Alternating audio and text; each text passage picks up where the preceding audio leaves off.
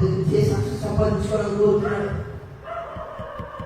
ఎట్టి సాక్షులు సంపాదించుకొని ఈ రోజు నీ భక్తి జీవితం కొనసాగింపులో ఎట్టి సాక్ష్యాన్ని సంపాదించుకొని ఈరోజు దేవుడి మందిరంలో వచ్చి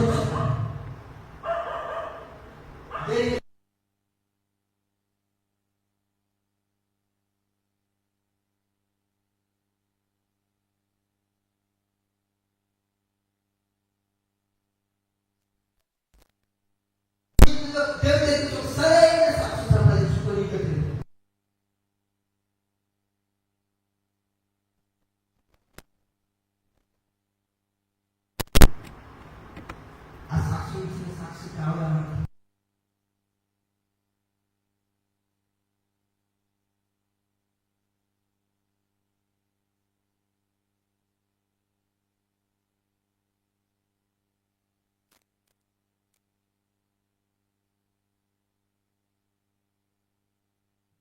ఏం కావాలి? గుండెల మీద ధైర్యంగా ఎక్కడైనా తిరగలుగుతాం నా దేవుడి దగ్గర నుంచి సాక్ష్యం సంపాదించుకుంటే.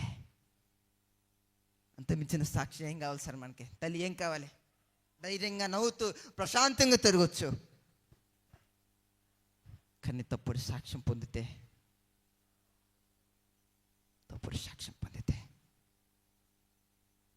ప్రభువా ప్రభువా ప్రభువా అని పరలోక రాజ్యంకి వెళ్తే వీడెవడో నాకు తెలియదురా అంటే అంత మించిన జీవితం మనకు అవసరమా?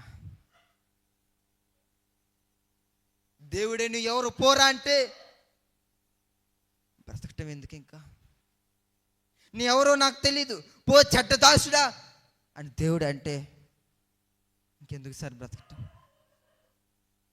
భక్తి జీవిత కొనసాగింపులో, సేవ జీవితం కొనసాగింపులో, దేవుని కొరకు బ్రతికే జీవిత కొనసాగింపులో దేవుని దగ్గర పొందే సాక్ష్యం ఏమిటి?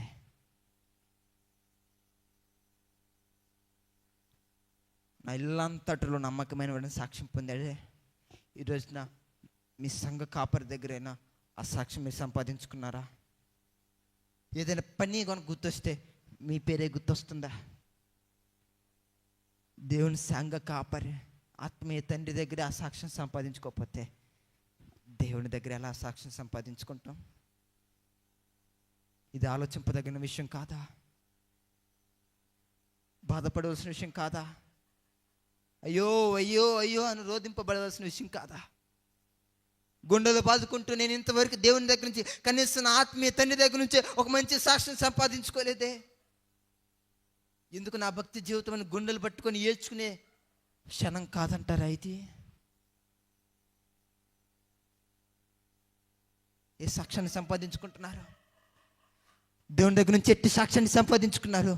ఈరోజున మీరందరూ నా ఇల్లంతట్లో నమ్మకమైన వారని దేవుని దగ్గర సాక్ష్యం పొందుదురు కాక. బిగ్గరగా చెప్పగలుగుతారా?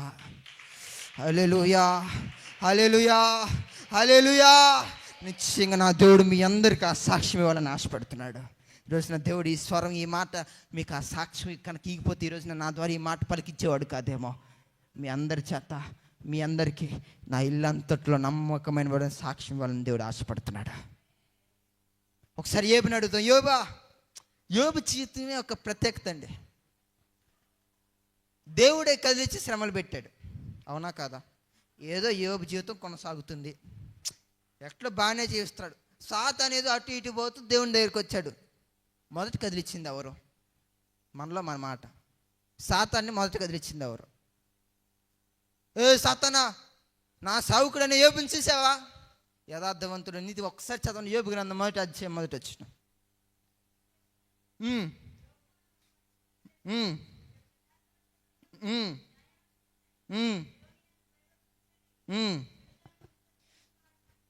ఒక్కసారి మళ్ళీ చదువుతారా?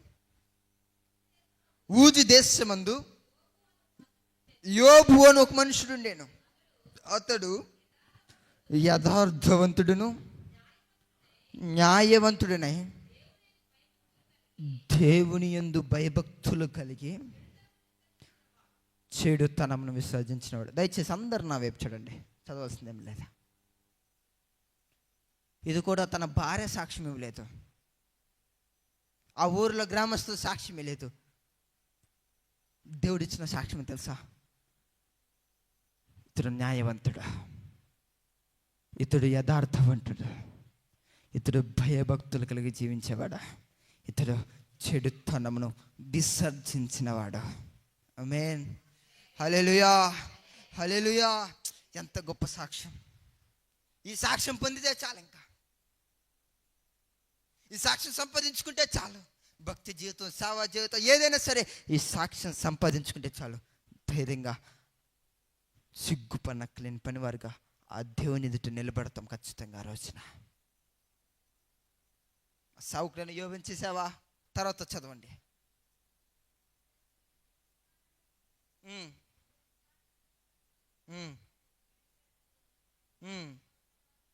ఒక 8వ వచనం నుంచి చదవండి. సారీ 7వ వచనం చదవండి.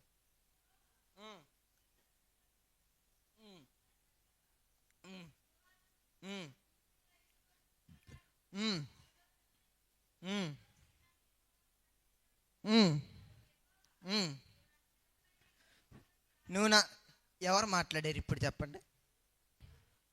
ఏమన్నా న్యాయం అంటారా? పెద్దలు మీరు చెప్పండి. మచ్చటంగా తన పని ఏదో చేసుకుంటా పోతున్నాడు.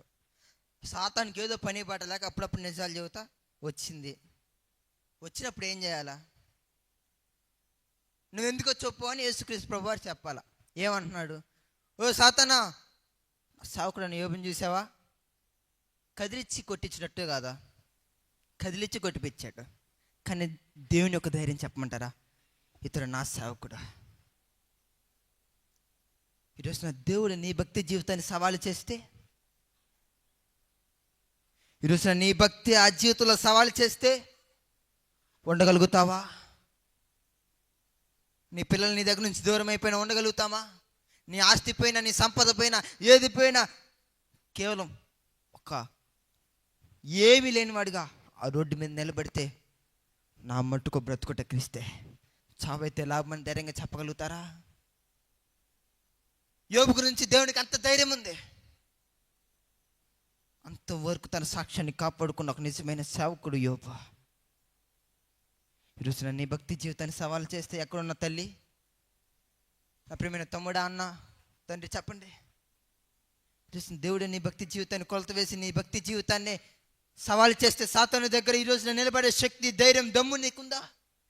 భక్తి జీవితం, అంత భక్తి జీవితం కొనసాగిస్తున్నావా? నీ సేవా జీవితంలో కానీ ఇంతవరకు నువ్వు కొనసాగుతున్నా ఈ విశ్వాస జీవిత పరిమితుల్లో కానీ దేవుడు సవాలు చేస్తే భక్తి నువ్వు చేయగలుగుతున్నావా? నేను చేయగలుగుతున్నానా? మనం చేయగలుగుతున్నామా? చూసిన మనకు గురి, మనకు గమ్యం ఏందో తెలుసా? కేవలం నామకార్థంగా మన యొక్క గురికి పడట్లేదు. ఈ యొక్క పరుగు కేవలం నామకార్థంగా కొనసాగట్లేదు. మన గురి ఏమిటో తెలుసా? దేవుని దగ్గర నుంచి ఖచ్చితంగా ఈ నిత్య జీవ పండుగలో ఒక మంచి సాక్ష్యం కొనసాగించి పొందుకొని వెళ్ళిపోవాలి. స్తోత్రం కలుగునుగాక.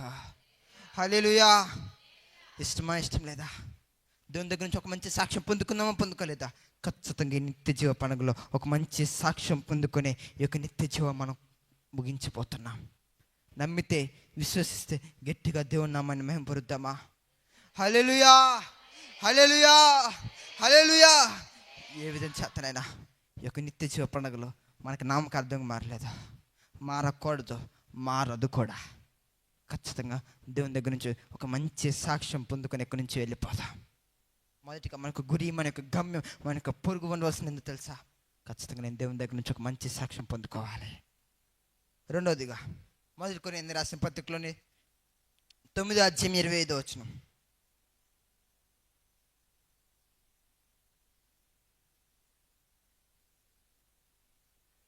మరియు 100 మంది పోరాడు ప్రతివాడు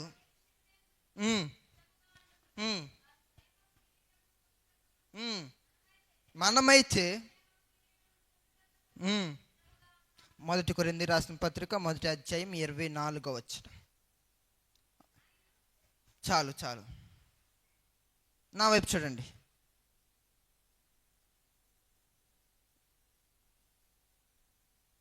ఒక పందెం జరుగుతుంది. పందెం మీ అన్ని సాహసం తెలిసిన వాళ్ళే కనుక పందెంలో ఒక్కడే గెలుస్తాడు. మనకు అది విషయం కాదు.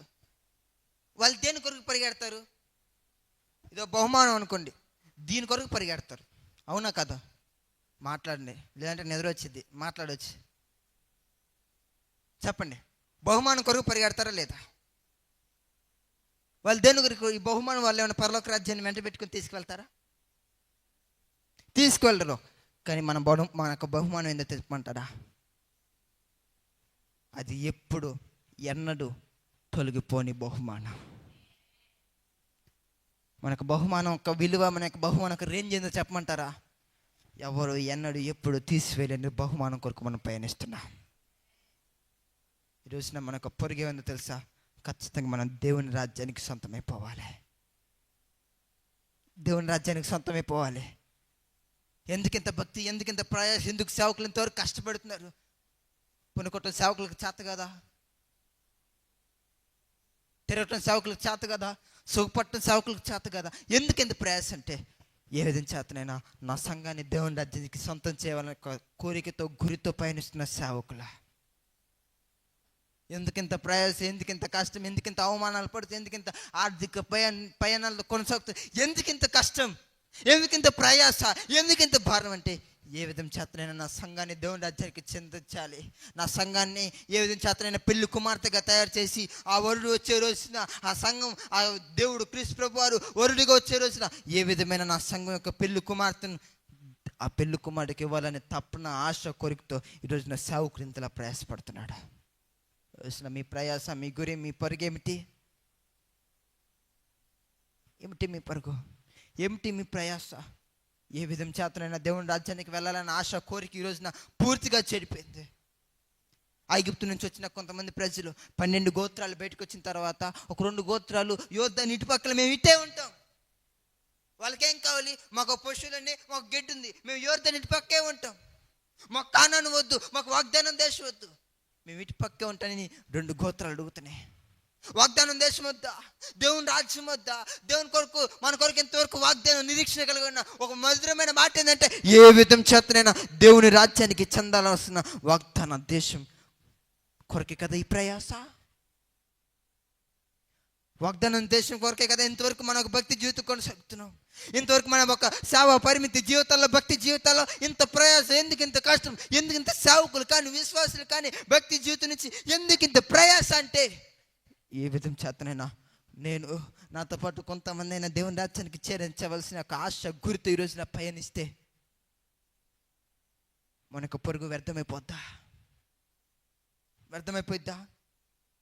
పౌరులాగా ధైర్యంగా చెప్పగలుగుతాం ఈరోజు నుంచి, నా పొరుగు, నాకు భక్తి, దేవుని కొరకు నాకున్న తప్పన అది నాకు ఒట్టిగా వెళ్ళిపోదా? ఒట్టిగా వెళ్ళిపోదా? నన్ను ఖచ్చితంగా ఆ పరలోక రాజ్యానికి తీసుకువెళ్ళే తీరుతుంది. హల్లెలూయా, హల్లెలూయా, హల్లెలూయా. ఈరోజు మిమ్మల్ని అడుగుతున్న ఒక ప్రధానమైన ప్రశ్న, ఏంటి మీ గురి? ఏమిటి మీ గమ్యం? ఈరోజు ఇక్కడ నిలబడి సాక్ష్యం చెప్పమంటే కన్నీరు మున్నీరు చెప్పే సాక్ష్యాలు లేవా? మీ బాధలు చెప్పమంటే మాటలు తప్ప కేవలం కన్నీరు వచ్చే సాక్ష్యాలు ఉన్నాయి కదా. హృదయం అంతా బాధ, హృదయం అంతా నిరాశ, హృదయం అంతా ఇప్పుడు కన్నీటి మహిమై, ఎటు చూసినా దిక్కు లేని వారమై, నాన్న వాళ్ళే సొంత వాళ్ళే దూషిస్తుంటే, సొంత వాళ్ళే బాధపడుతుంటే, ఎటు వెళ్ళాలో తెలియక దేవుడే దిక్కని ఒక చోట కూర్చుకొని రహస్యంగా ఏడుస్తూ, ఎవరికి కంటికి కనపడకుండా, చెవునికి వినబడకుండా ఎక్కడో మూలబడి ఏడుస్తున్నావే. ఎందుకింత ప్రయాస? ఎందుకు ఎంత కష్టం? ఈరోజు నన్ను నిలబడి చదివితే ప్రతి ఒక్కరి కన్నీరు వచ్చే సాక్ష్యాలు ఎక్కువ కనపడుతున్నాయి. కానీ మీకు ఒక మంచి ధైర్యం, నా దేవుడి గురించి ఒక మంచి మాట చెప్పమంటారా? నా నిలిచిన ప్రాణాన్ని అలక్ష్యం చేసే దేవుడు కాదా? నీ భక్తి జీవితం ఎంత, నీ మోకాల జీవితం ఎంత, నీ యొక్క ప్రార్థన జీవితం ఎంత కాదు. నువ్వు నలిగిపోయావు చూడు, ఆ నలిగిపోయిన జీవితాన్ని ఆయన బైపాసే వెళ్ళిపోలేదా? నిశ్చయంగా నీ హృదయాన్ని దగ్గరకు వచ్చి దాన్ని సేద తెచ్చి వెళ్ళిపోతాడా? బాధపడకు తల్లి, తండ్రి బాధపడకు, అన్నా బాధపడకు. ఖచ్చితంగా ఇంకొక నిరీక్షణ మాత్రమే ఇవ్వగలుగుతాను. ఈ లోకం మిమ్మల్ని హింసించి, దూషించి, మీ మీద అబద్ధ సాక్ష్యం పలుకులప్పుడల్లా మీరు సంతోషించి ఆనందించండి. మీ ఫలం అధికమయ్యే రోజు ఒకటి వస్తుంది. అధికమయ్యే రోజు కొరకు వేచి ఉండండి. ఏ విధం చేతన నేను దేవునికి సొంతమైపోవాలని ఆశ కోరికతో బ్రతకండి. నా దేవుడు నిశ్చయంగా ఆ రోజున పెళ్లి కుమార్తెగా తయారై ఆ రోజున వెళ్ళిపోతావు కదా, ఆ రోజున నిన్ను ఒక మంచి సాక్ష్యంతో నిలబెట్టి మోషే ఎదుట, అహరోను ఎదుట, అందరిని మధ్యలో నిలబెడితే, వీళ్ళందరి పక్కన నిలబెడితే, నా ప్రియమైన దేవుని బిడ్డ, నా కుమారుడా నువ్వు రా అంటే అంతే మించిన గొప్ప సాక్ష్యం మనకేం కావాలి సార్? సరిపోదా అది? మోషే, అహరోను గొప్ప గొప్ప, ఏలియా, ఎలీషా గొప్ప గొప్ప వాళ్ళందరూ అక్కడ ఉంటే నిన్ను నన్ను ఆ రోజు పిలిచి, మొదటి తెస్సలోనికి రాసిన పత్రిక 3 మొదటి వచనం, మొదటి తెస్సలోనికి రాసిన పత్రిక 3 మొదటి వచనం.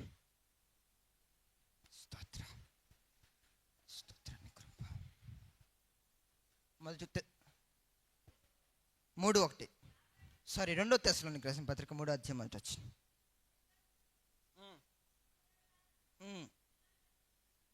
మీలో జరుగుతున్న ప్రకారం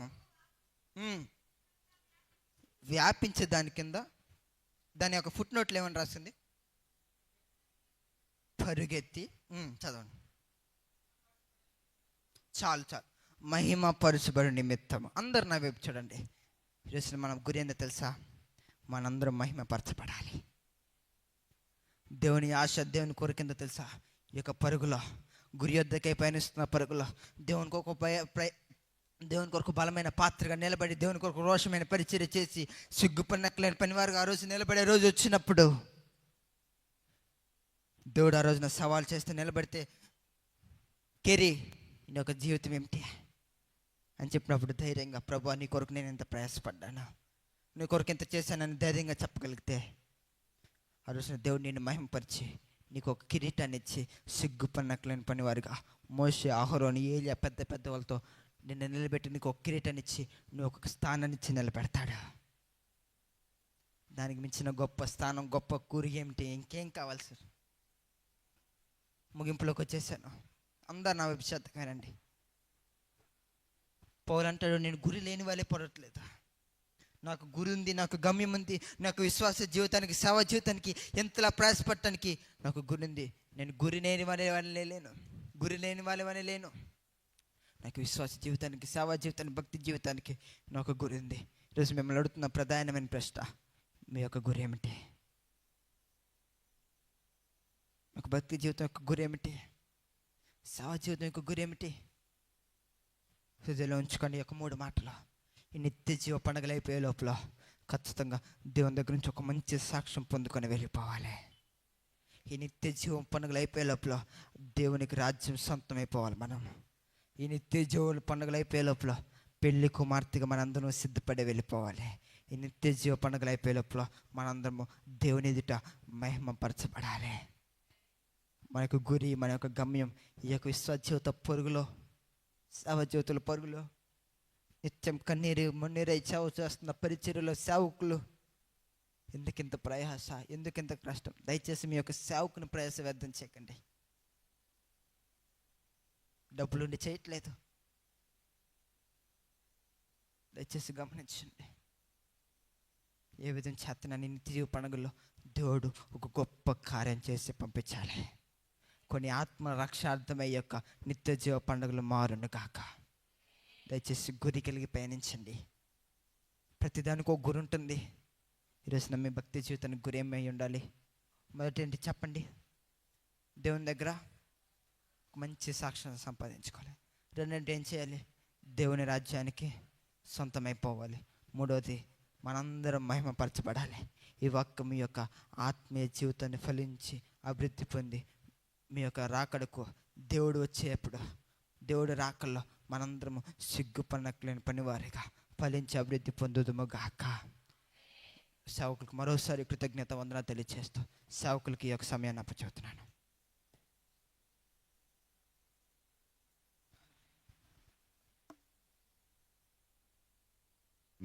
అందరం మోకరించి మరొకసారి విశేషమైన తన కృపను బట్టి ఘనమైనటువంటి తన కార్యాలు జరిగిస్తూ ఈ నిత్య జీవ పండుగల ద్వారాగా ఆయన ఉద్దేశించిన సంపూర్ణమైనటువంటి దేవుని ఉద్దేశములు కనపరచబడేటట్లుగా దేవుడు తన కార్యాలను జరిగిస్తూ ఉండగా,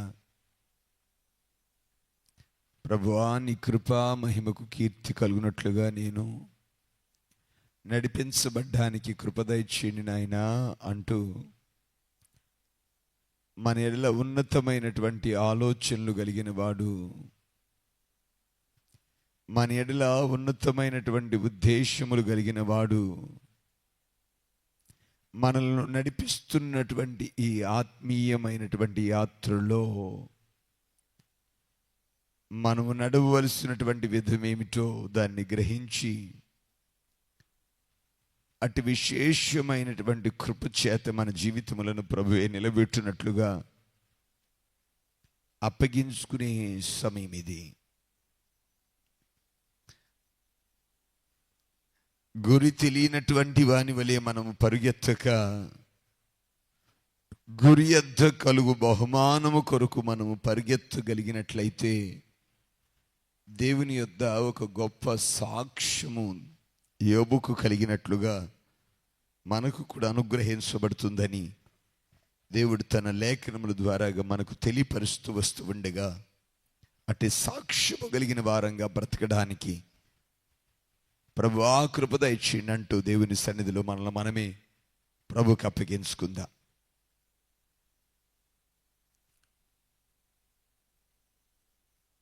ప్రభుకి అప్పగించుకుని దేవుడు మన కొరకు సిద్ధపరిచిన ఆ నిత్య స్వాస్థ్యములో ఆయనిచ్చు బహుమానము కొరకు మనల్ని మనం సిద్ధపరచుకుందాం. వ్యర్థంగా పరుగెత్తట్లేదు, గురి లేని వారి వలె మనము పరిగెత్తట్లేదు. మన గమ్యం ఏమిటో, మన గురి ఏమిటో మనకు తెలుసు. ఏదో కాలక్షేపము కొరకు కానీ, ఏదో సమయాన్ని అలా గడిపి రావడానికి కానీ మనం ఇక్కడికి రాలేదు. కానీ ఈ పండుగలలో మన గమ్యాన్ని మనం చేర్చబడ్డానికి యేసు ప్రభువారు మనల్ని ఆ స్థానంలోనికి తీసుకుని వెళ్ళి చేర్చేటట్లుగా ఈ ఆత్మీయ జీవితాన్ని కడతాడనే వచ్చాం. ఇటు కృప దయచేయండి అయ్యా అంటూ ఓ తీర్మానంతో ప్రార్థన చేసుకుందాం. మన మధ్యలో ఉన్నటువంటి సహోదరులు జోషన్ వచ్చి ఈ ఆత్మీయ యాత్రలో మనల్ని అలాగున్న దేవుడు బలపరిచి తన కృపా మహిమకు కీర్తి కలుగునట్లు దేవుడు నడిపించేటట్లుగా ప్రార్థన చేస్తారు. దేవా, నీ సన్నిధిలో మమ్మల్ని అలాగున బలపరచండి. నీ సన్నిధిలో అటువంటి కృప చేత మీరు మమ్మల్ని నింపండి. అలాగున మీ నామ మహిమ ప్రభావమును అనుభవించగలిగేటట్లు కృప నూతన పరచండి అంటూ స్తోత్రం స్తోత్రం స్తోత్రం స్తోత్రం స్తోత్రం స్తోత్రం స్తోత్రం స్తోత్రం. పరిశుద్ధుడైన దేవా, నిత్యుడుగు తండ్రి, సమాధాన అధిపతివైన నా దేవా, అయా నీకు వందనాలు, వేలాది స్తోత్రాలు తండ్రి. అయా ఇదిగో నా ప్రభువా, ఈ ఉదయకాల సమయమందు నీ సన్నిధానములో ప్రభువా, ఎక్కడ ఇద్దరు ముగ్గురు చేరి నా నామమును స్మరిస్తూ నాయన నా సన్నిధానములో ఉండేదరు ప్రభువా, వారి మధ్య నేను ఉండేదని వాగ్దానం చేసిన నా గొప్ప దేవుడు యేసయ్య. అవును నా తండ్రి, అయా ఇదిగో నా తండ్రి, నిత్యదేవ పండుగలు ప్రభువా, అయా ఈ 3వ దినము నాయన ఉదయకాల సమయం వరకు ప్రభువా మీరు నడిపించిన విధములు చూడగా నాయన ఆశ్చర్యమును నాయన కలగ చేస్తున్నాయి. అవును నా తండ్రి, ఎన్నికలైనటువంటి మమ్మలను ప్రభువా నీ ఉన్నతమైన స్థలముల మీద మమ్మల్ని నిలబెట్టావు. అందుని బట్టి నీకు స్తోత్రాలు, వందనాలు నా ప్రభువా. ఇదిగో నా తండ్రి నాయన, నీ వాక్యము ద్వారా నాయన ఇదిగో నా తండ్రి మా పరుగు నాయన నీ గురి యొద్దకే. అవును నా తండ్రి, అయా మేము వేస్తున్న ప్రతి అడుగులో ప్రభువా అయా నాయన నీ రక్షణ ఆస్తము మాలో కనపడలాగా మాకు సహాయమును దయచేయండి ప్రభువా. అయా ఇదిగో నా తండ్రి, ఎంతో మంది బైబిల్లో ప్రభువా నీ వైపు అడుగులు వేసిన ప్రభువా నీ బిడ్డలు ప్రభువా ఉన్నతమైన స్థలముల మీద అయా నీతో నాయన ఆగా యుగ యుగములు పరలోక రాజ్యములు నీతో పని ఏకీభవించుటకు నాయన అయా మీరు తీర్మానం చేసుకున్నారు. అట్టి కృపను మాకు దయచేయమని అడుగుచున్న ఉదయకాల సమయంలో ప్రభువా అయా నీ బిడ్డలు విన్న ప్రభువా ప్రతి ఆత్మను నాయన మీరు కదిలింపబడులాగన, ప్రతి ఆత్మతో మీరు మాట్లాడబడులాగన మీరు సహాయము దయచేయమని అడుగుచున్న.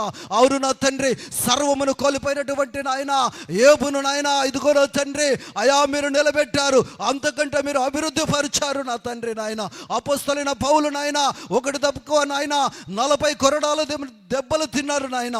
అయా ఇదిగో నా తండ్రి చావు చితికి నాయన చివరి స్థితిలోనికి తీసుకొని వెళ్ళిన ఆయన అయా మీరు నిలబెట్టారు. అయా సమస్త ప్రభువా అయా స్వార్థను మీరు అందించారు నాయన. అట్టి కృపను మాకు దయచేయండి. అవును ప్రభువా అయా ఇదిగో నా తండ్రి మా పరుగు ఏ విధంగా ఉండాలంటే అయా ఇదిగో నా తండ్రి బుద్ధి కలిగిన కన్యకల వలె అయా నూనె సిద్ధపరచుకొని నీ సన్నిధానములో అయా వేకువ జాము వలె అయా మధ్యరాత్రి అయినా అయా ఎప్పుడు వచ్చినా అని నైనా మేము చూసే వారంగా ఉండలాగిన మాకు సహాయమును దయచేయండి ప్రభువా. అయా ఇదిగో తండ్రి దైవజనులను ప్రభువా అయా మీరు బూరగా వాదుకుంటున్న విధానాలు బట్టి నీకు స్తోత్రాలు నాయ తండ్రి. అయా ముందు మీరు కార్యములుండి జరిపించి నీ కృపలో బలపరచమని యేసయ్య అతి పరిశుద్ధమైన పాదాలు బట్టి అడిగి వేడుకుంటున్నాను నా తండ్రి. ఆమేన్. ఆమేన్.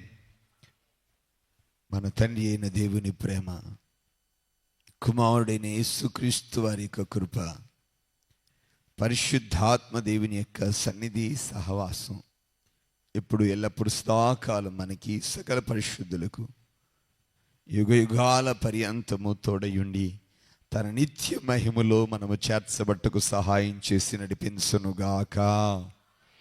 ఆమేన్. స్తోత్రం స్తోత్రం స్తోత్రం. యెహోవా నా ఆశ్రయ దుర్గమా, నా విమోచకుడా, నా నోటి మాటలు నా హృదయ ధ్యానమును మీ దృష్టికి అంగీకారమగునుగాక.